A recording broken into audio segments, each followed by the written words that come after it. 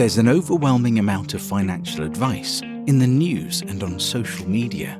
Who do you listen to? Are they looking out for what's best for you? How do you tune out the noise?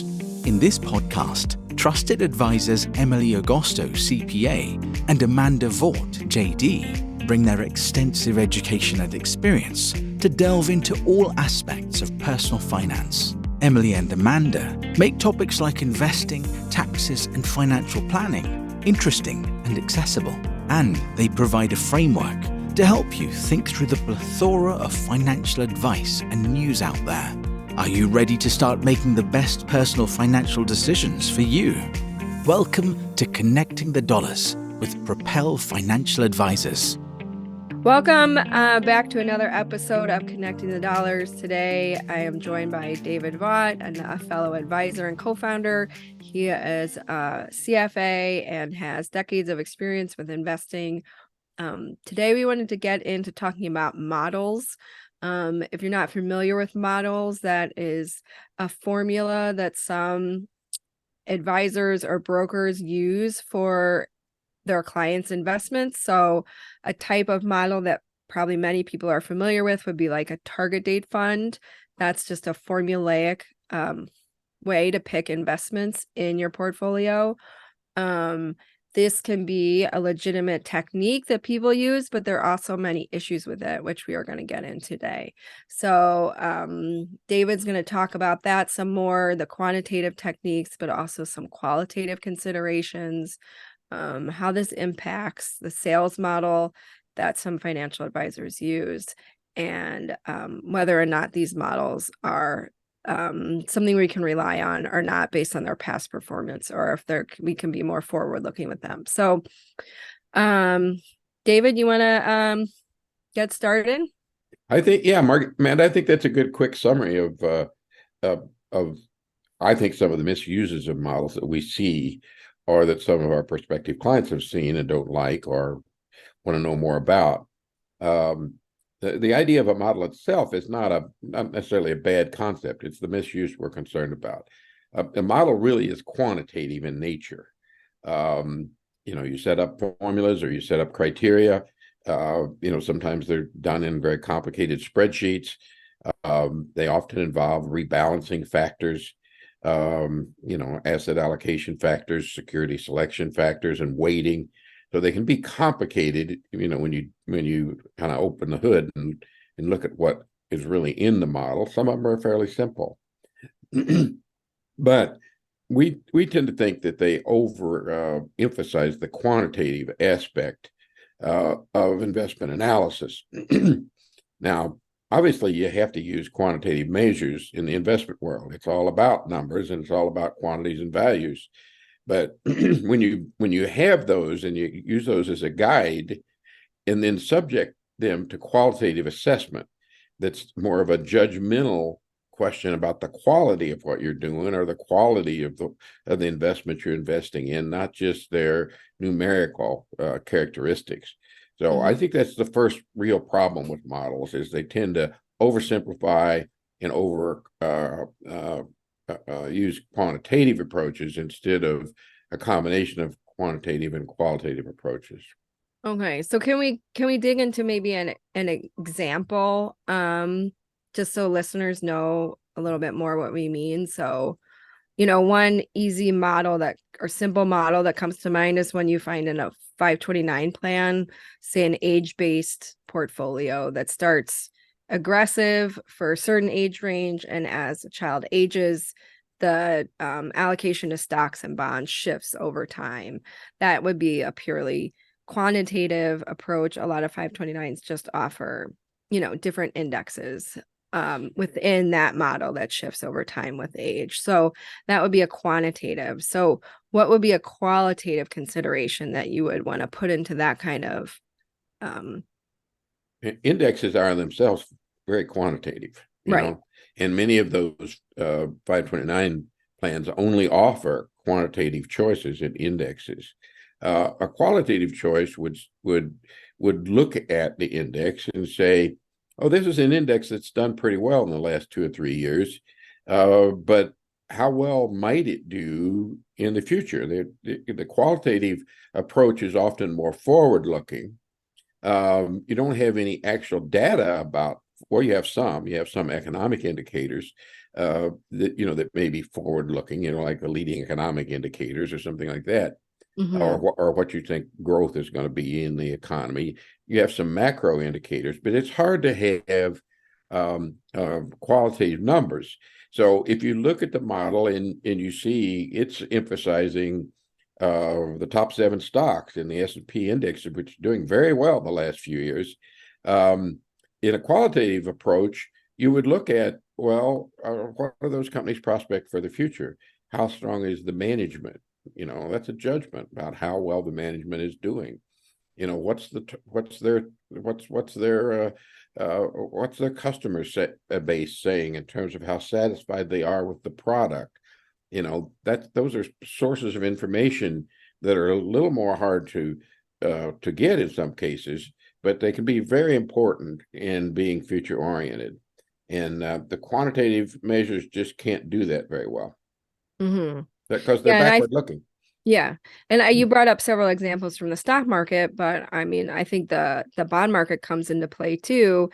Should your allocation be purely based on age, or, if the bond market is at record high rates now and you think the rates are going to be cut, that means you have a strong tailwind potentially in the bond market. And maybe you do want a higher allocation of bonds right now, regardless of your age. And that's a forward-looking thing that is not necessarily dependent on if you're 16 or if you're 2, if we're talking about a 529 type of example, right? So yeah, and factors from the client themselves can be important to understanding whether the model applies or whether it continues to apply.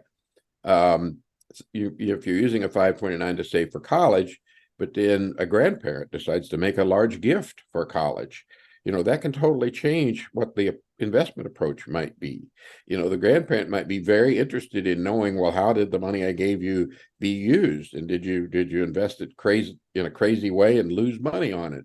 So, the grandparent might be urging more caution, and a willingness to provide more money if you take good care of the money I've given to the child. There's all sorts of other factors there, and it could be an inheritance that's doing that.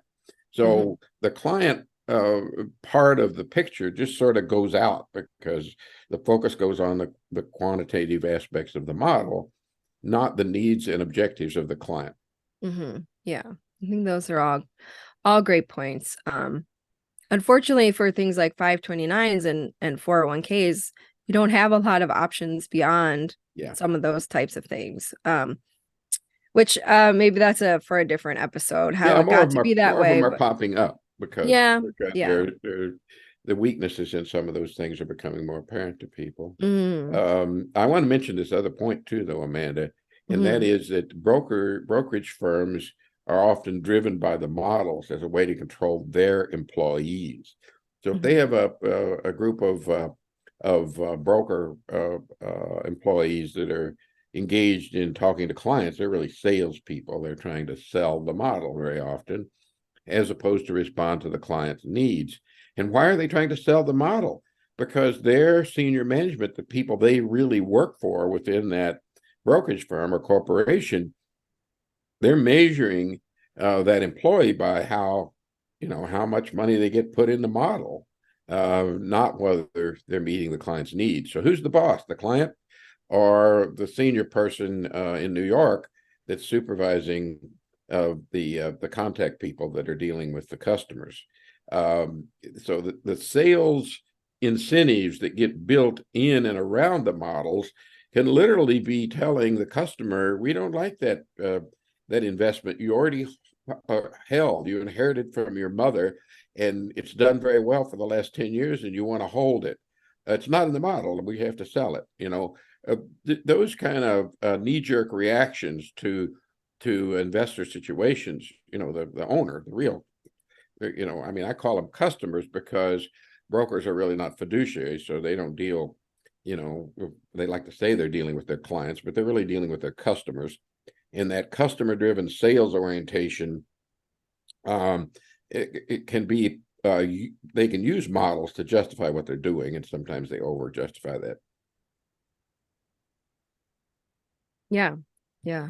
And I think, it's one thing for brokers. Broker dealers are a slightly different model than like our firm, which is a registered investment advisor, where we have a fiduciary standard, compared to a broker dealer, which has a totally different standard. A broker dealer would be like a major bank providing investment services, right? Like, like a Wells Fargo, Edward Jones, any of those that you see if you go to like a baseball game that's advertising, that's like a broker dealer, right? Yeah. Typically. But there are RIA firms who do use models. Right. And they just put you in an index and there you go. There are a lot of financial advisors out there who do believe in the index and think that that's it. That's what you should do. Which is okay. I mean, there's different ways to skin a cat, right? I mean, but there are, and there are some efficiencies in models, in terms of implementing them and kind of staying with it a little bit. And so they have a little more application, I think, for newer and smaller investors that are just trying to build that first $100,000. But it begins to make a lot of difference, when you're talking about, larger sums of money always make a little difference. But that's really where the industry is pushing them a lot, is in the new investors that are building up a fund. Yeah. And I think as investors become larger and more experienced and a little more, educated on things, I think a lot of them are moving away from those. Mm-hmm. Yeah, I think a lot of the indexing approach gets into what you brought up earlier, that it is very backwards looking because it's an approach that has worked in the past, but that doesn't necessarily mean it's an approach that's going to continue to work. And at what point does indexing stop working? I think is a big question. There's a lot of, space dedicated to that in a more academic, theoretical sense. But I think a lot of it is very valid. And I think I like the analogy I've heard from the manager before, where they said, oh, okay, so I've driven a car for the past 20 years and I've never had a car accident. And the person says, well, why do you keep paying for car insurance? And they said, well, I would never get rid of my car insurance. And you say, why? And it's because of the other drivers. You could be the best driver in the world, but there's other drivers out there who could destroy your car. And when you're indexing, that's what you're doing. You're letting the other drivers take control of your investments. And for some people, maybe that's fine. But for those people who want to, keep control of their own car, it's a different approach. Yeah, they also kind of gloss over often in models which index. There are lots of indexes. I mean, we went through a list the other day of available indexes just to measure yourself against. There are hundreds, if not thousands of them, from all over the world, and with different kinds of methodologies and emphasis. And so which one to use is part of the decision process. But if the decision process becomes, let's look at past performance and demonstrate this one really did well, that becomes a sales point, as though past performance is going to predict the future, which is not. It may, but it's not necessarily going to, and usually doesn't. Yeah. A lot of, the index is relying on other people in the market doing the price discovery. And as the indexes have grown over time, the market is becoming more indexes and there's fewer people doing the price discovery. So, at some point there's going to be a tipping point. If nobody's looking into some of these really big companies, you just keep buying into them because everybody's buying the S&P 500. You're relying on momentum to get your returns and not what's actually going on in the company. And then guess what? What if that company goes bankrupt? So many people are out an incredible amount of money because they weren't actually looking at the fundamentals of the company. They were just riding along in the index, letting the other people drive the car. And, then what do you do? That's well, it's important, and I know we try to in our education materials emphasize to the clients that one of the marks of professional people in the investment world has to do with the risk return relationship, and a lot of people just want to look at the return and the past return, and part of that, the fallacy in that is risk may be way more important than return. And we think it's a mark of professionals in the investment business to start with risk, and try to assess how much risk there is in any approach you use, whether it's qualitatively driven or quantitatively driven, and pay attention to that first. And that's usually what you have to relate to the client, because clients have built-in feelings and biases and opinions about risk. And so the first thing you often need to do in making sure, a portfolio or an investment approach is appropriate and a good thing for the client is to make sure it's consistent with their risk tolerance. And that's a risk measure. That's not a return measure. Once you know where that risk is, then you can try to find the most return for that level of risk.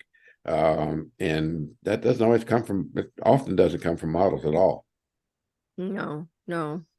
And, I would just say there's that generic language that the SEC requires people to put on their things, that past performance is no guarantee of future results. And it becomes just like this generic saying, but it's very true. And there's a reason, the SEC and other regulatory authorities require that language on some of these returns. I think a lot more people could stand to take it to heart. Yeah, there's a lot of folks today that discuss anything the government says, and the SEC is part of the government. But that's true. But that one has made a lot of sense over time, and it's great that people want to be self-reliant and not dependent on the government. That's a lot of what we do in the investment world. We're trying to help people develop their own financial freedom and their own financial independence. That's not related to what others do or what the government does or what their employer does. So that's an important aspect of that too. It's kind of who you're going to trust. Yeah. And you need to apply all the tools you've got, not just the numerical tools to do that. Yeah. Okay. Well, I think that was a really great discussion on models and indexing and some different approaches out there that you might see. So thank you so much for joining us, David. Were there any other last points you wanted to make, or you feel like we covered everything? The only other one we didn't mention is that how some parts of the industry use these models as a way to layer their fees. This is our fee, and then they kind of don't mention it. They're also charging you a layered fee for who created the model, whether that's an index or some other kind of model. So layered fees and hidden fees are, they're lurking. They're not just lurking out there. They're common out there. So that's another thing people should watch for. Mm-hmm. Very common. And speaking of the government and trusting them, they are required to disclose these fees in their what's called an ADV. So you can find it in firms' ADVs, but guess what? They don't write it in the most clear language. No, and it's not always on the same page. Yeah. The insurance companies have always been very adept at having 7 different pages on which some of their fees are disclosed. Yeah. So it's not find easy them. to figure it out sometimes. And there's a reason it's not easy to figure it out, right? Yeah, that's right. To know. Yeah. It's really too bad, but yeah, it is. But that's the world we're dealing in. I know, right? Okay. That's a country song, the world we're living in. I have to throw that little country music thing in, Amanda. Yeah, I know. I was gonna say same-ish, different day. Yeah, that's right. Trying to think of a PG version, but keeping it family friendly. Yeah. Anyway. Okay. Thank you. See you later, Amanda. Okay. That will do it for this episode of Connecting the Dollars. Nothing discussed in this episode should be considered legal, financial, or tax advice. If you like what you heard, please subscribe for more at Apple Podcasts or wherever you get your content. When you do, please give us a rating and a review. To see the links we mentioned in our show, along with other great Propel Financial Advisors content, go to connectingthedollars.com. You can find our past episodes there and subscribe to our newsletter. And if you're still here because you have a general question, you can email us directly at info@connectingthedollars.com. Or, if you're interested in working with us, click the Schedule a Consultation button on our website. Thank you for listening.